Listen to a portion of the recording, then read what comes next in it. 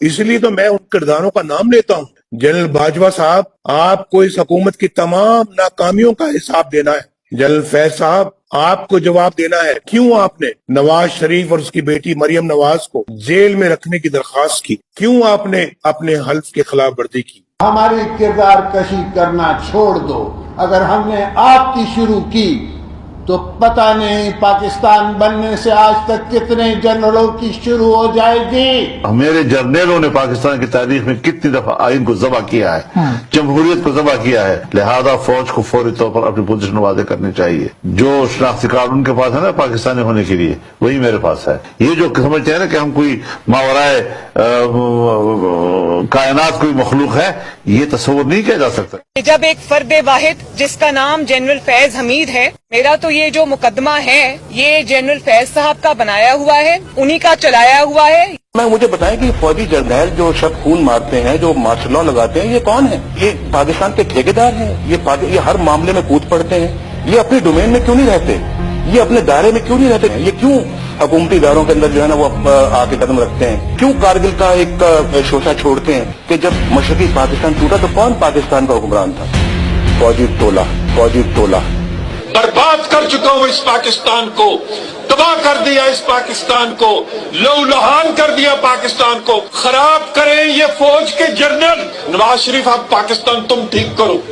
ہمارے سارے سماج دشمن عناصر ان ایجنسیوں کی پیرول پہ ہیں. ہمارے ملک کے تمام بدماش سماج دشمن عناصر جناب اسپیکر ہماری ایجنسیوں کی پیرول پہ ہیں. اور ابھی نندن کی کیا بات کرتے ہیں؟ مجھے یاد ہے چیف آف آرمی اسٹاف تشریف لائے، پیر کانپ رہے تھے، پسینے ماتھے پہ تھے، اور ہم سے شاہ محمود صاحب نے کہا کہ خدا کا واسطہ ہے اب اس کو واپس جانے دیں، چونکہ 9 بجے رات کو ہندوستان پاکستان پہ اٹیک کر رہا ہے. وہ کوئی ہندوستان نے اٹیک نہیں کرنا تھا، کچھ نہیں ہونا تھا، صرف گھٹنے ٹیک کے ابھینندن کو واپس بھیجنا تھا. واضح طور پر ہماری بات سن لی جائے کہ اگر کسی کے دل و دماغ میں ملک پر مارشل لا مسلط کرنے کا ارادہ ہے، یہ صرف اپنے خلاف محاذ بنانے کا سبب بن سکتا ہے.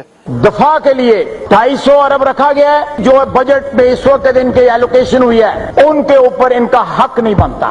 لیکن آج بھی یہ پوری امپیونٹی کے ساتھ اپنا سینہ چوڑا کر کے ڈیفنس بجٹ کو کلیم کر رہے ہیں اور مانگ رہے ہیں قوم سے. قوم کی ہڈیوں سے گوشت تک جو ہے انہوں نے نچوڑ لیا ہے اور اتار لیا ہے. میں ڈی ایچ اے کے خلاف ہوں.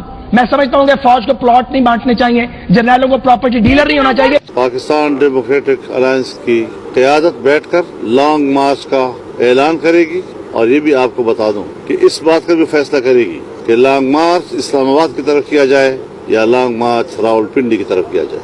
65 میں فیک وکٹری ڈکلیئر کی، وہ پوچھا آپ نے. انہوں نے سیاچین ہارا، آپ نے پوچھا ان سے. انہوں نے کارگل ہارا، آپ نے پوچھا ان سے.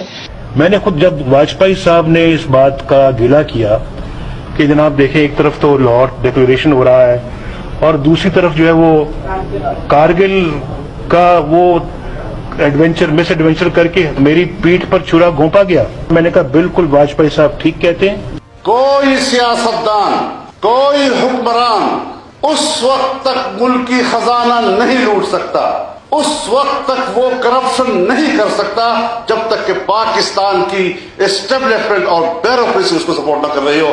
جب تک ہماری اسٹیبلشمنٹ اور بیوروکریسی سیاستدانوں کی کرپشن کے لیے ماحول نہیں بناتی، ان کو اس پر آمادہ نہیں کرتی، اس کی ترغیب نہیں دیتی، اس کا لالچ اس کو نہیں دیتی، سیاستدان خود اکیلے کبھی بھی کرپشن نہیں کر سکتے.